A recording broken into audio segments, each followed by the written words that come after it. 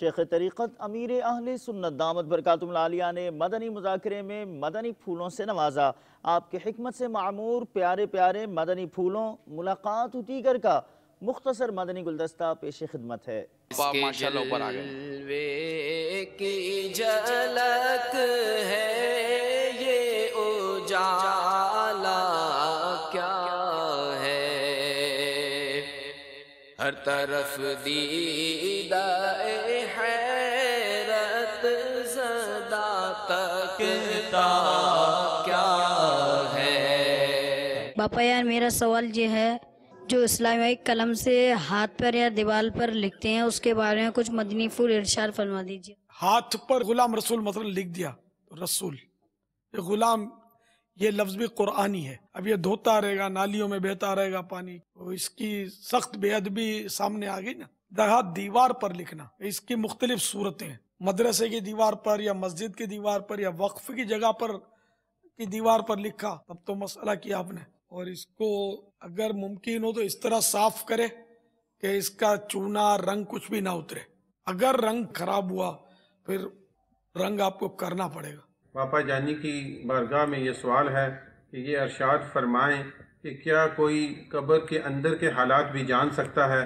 اللہ تبارک و تعالی کی عطا سے جان سکتا ہے۔ مثلا بخاری شریف کی ایک حدیث ہے، حضرت سیدنا ابن عباس رضی اللہ تعالی عنہما سے مروی ہے کہ سرکار دو عالم صلی اللہ تعالی علیہ وآلہ وسلم دو قبروں کے پاس سے گزرے، یہ دونوں قبر والے عذاب دیے جا رہے ہیں، اور کسی بڑی چیز میں عذاب نہیں دیے جا رہے، بلکہ ایک تو پیشاب کے چھینٹوں سے نہیں بچتا تھا اور دوسرا چغل خوری کیا کرتا تھا۔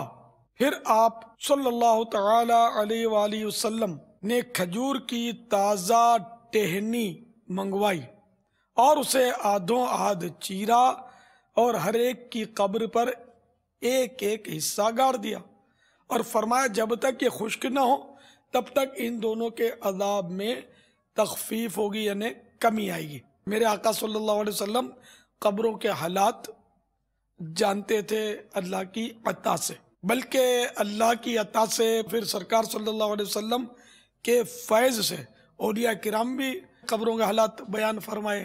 اے خدا میرے باپا کو آباد رکھ، اے خدا میرے باپا کو آباد رکھ، اے خدا میرے باپا کو آباد رکھ، ان کے سارے قبیلے، ان کے سارے قبیلے کو بھی شاد رکھ، اے خدا میرے باپا کو آباد رکھ، اے خدا میرے باپا کو آباد رکھ۔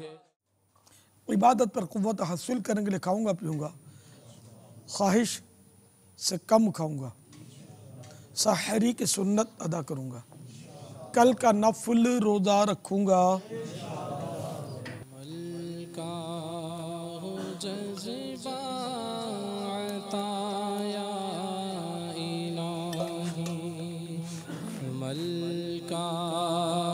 جذبہ عطا یا الہی، گناہوں سے مجھ کو، گناہوں سے مجھ کو بچایا الہی، عمل کا ہو جذبہ